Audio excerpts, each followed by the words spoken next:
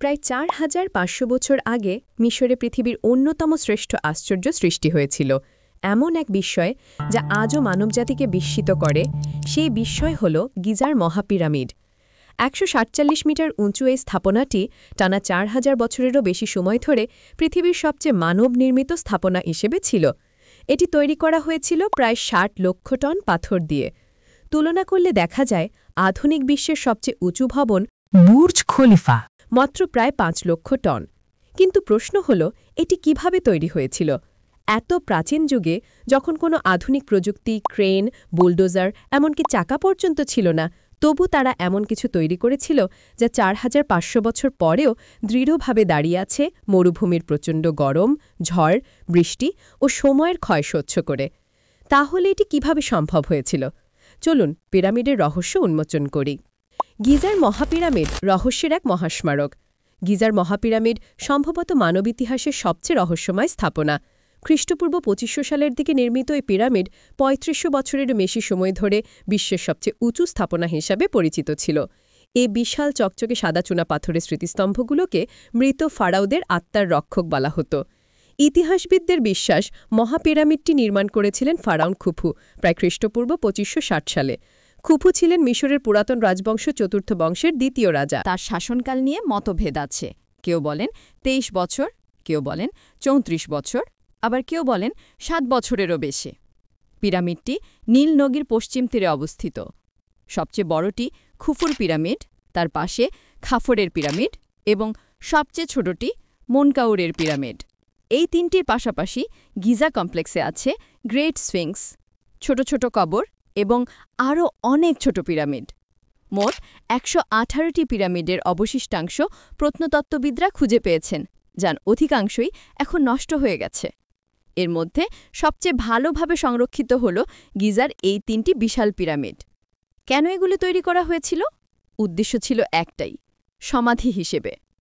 প্রাচীন মিশরীয়রা বিশ্বাস করতেন মৃত্যু জীবনকে শেষ করে না। মৃত্যুর পর আত্মা যেত পরলোকে, যেখানে দেবতারা তার বিচার করতেন। যাদের আত্মা বিশুদ্ধ তারা চিরজীবন পেতেন। তাই ফারাউনরা জীবিত অবস্থাতেই পরলোকে যাবার প্রস্তুতি নিতেন এবং তৈরি করতেন বিশাল সমাধি, যার ভেতর থাকত খাবার, গয়না, আসবাব, পোশাক ও ধনরত্ন। তাদের দেহ মমি করা হতো এবং কাঠ বা পাথরের কফিনে রাখা হতো। কিন্তু আমরা কিভাবে জানি যে পিরামিডগুলি সত্যিই সমাধি ছিল? প্রথমত, অন্যান্য পিরামিডে পাওয়া লিপিতে সমাধি সংক্রান্ত বর্ণনা স্পষ্টভাবে পাওয়া যায়। দ্বিতীয়ত, মিশর ও সুদানের অধিকাংশ পিরামিডই আসলেই রাজকীয় সমাধি হিসেবে ব্যবহৃত হয়েছিল। তবে গিজার মহাপিরামিডের ভেতর কোনো মমি বা ধনরত্ন পাওয়া যায়নি, শুধু একটি খালি কফিন পাওয়া গেছে। ইতিহাসবিদদের ধারণা, খুফুর মৃত্যুর পরপরেই সমাধিটি লুট করা হয়েছিল। এই প্রমাণের অভাবে অসংখ্য ষড়যন্ত্রতত্ত্বের জন্ম হয়েছে। কেউ বলেন পিরামিডটি ছিল বিদ্যুৎ উৎপাদন কেন্দ্র, অন্যরা বলেন মিশরীয়দের তখন থেকেই আলো ও বিদ্যুৎ ছিল, আর কেউ কেউ বলেন জোসেফ এগুলো বানিয়েছিলেন শস্য সংরক্ষণের জন্য। কিন্তু ইতিহাসবিদরা প্রায় সবাই একমত, মহাপিরামিড ছিল একটি রাজকীয় সমাধি। এটি কিভাবে নির্মিত হয়েছিল? ১৪৭ মিটার উঁচু এই স্থাপনাটি তৈরি হয়েছিল এমন পাথর দিয়ে যেগুলোর ওজন ছিল ২.৫ থেকে ৮০ টন পর্যন্ত।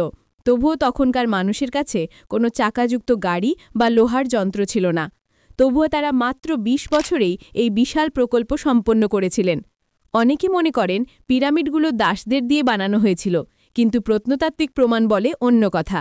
এগুলো নির্মাণ করেছিলেন দক্ষ শ্রমিক ও প্রকৌশলীরা, যারা ভালোভাবে আহার করতেন, যত্ন পেতেন এবং কাছেই বাস করতেন। কৃষকরাও কৃষিকাজের অবসরে এই কাজে অংশ নিতেন। প্রায় ২,০০০ থেকে ৩,০০০ জন শ্রমিক প্রতিদিন ১০ ঘণ্টা করে কাজ করতেন। তারা ব্যবহার করেছিলেন প্রায় ৫.৫ মিলিয়ন টন চুনাপাথর, ৮,০০০ টন গ্রানাইট এবং ৫০,০০০ টন মর্টার। পাথরগুলো কাছের খনি থেকে তোলা হতো, আর কিছু পাথর নৌকায় করে দক্ষিণ মিশর থেকে আনা হতো। পাথর কাটতে তারা ব্যবহার করতেন তামার যন্ত্র এবং শক্ত ডলারাইট পাথর।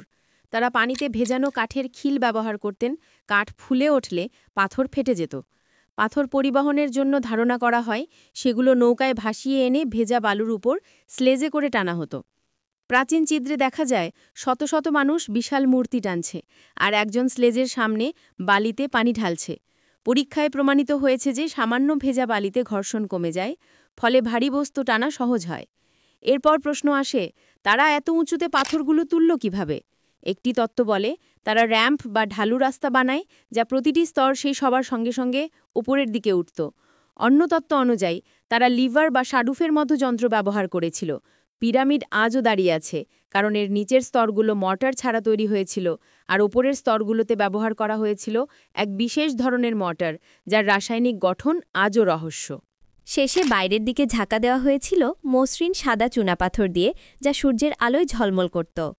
যদিও এর বেশিরভাগ অংশ ক্ষয়ে গেছে, খাফরের পিরামিডের চূড়ায় এখনও কিছু অংশে সেই প্রাচীন ঝলক রয়ে গেছে। পিরামিডের নিখুঁত নির্ভুলতা। আরেকটি বিস্ময়কর বিষয় হল, পিরামিডগুলো প্রায় নিখুঁতভাবে উত্তর দক্ষিণ ও পূর্ব পশ্চিম দিকের সঙ্গে সারিবদ্ধ। ভুলের সীমা মাত্র 1/15 ডিগ্রি। তাহলে তারা কম্পাস বা জিপিএস ছাড়া দিক নির্ধারণ করল কিভাবে? গবেষকদের ধারণা, তারা শরৎ বিষুব দিন পর্যবেক্ষণ করেছিল, যেদিন দিন ও রাত সমান হয় এবং ছায়া ঠিক পূর্ব পশ্চিমে পড়ে। অথবা তারা দিক নির্ধারণে তারার অবস্থান ব্যবহার করেছিল। 1989 সালে রবার্ট বুভাল প্রস্তাব করেন যে গিজার 3টি পিরামিড ওরিয়ান নক্ষত্রমণ্ডলে 3টি তারার সঙ্গে সারিবদ্ধ। পরবর্তী গবেষণায় দেখা যায় মিলটা পুরোপুরি সঠিক নয়। এটি দেখায়, যখন স্পষ্ট প্রমাণ পাওয়া যায় না, মানুষ তখন নিজেদের গল্প তৈরি করে নেয়। কেউ কেউ বলেন এটি ভিনগ্রহীরা বানিয়েছে, কিন্তু সত্য হলো এটি মানুষের বুদ্ধি, অধ্যবসায় এবং ঐক্যের ফল। এবং তাই আজও গিজার মহাপিরামিড আমাদের মনে করিয়ে দেয়, যখন মানুষ একসঙ্গে কাজ করে তখন অসম্ভব কিছুই থাকে না।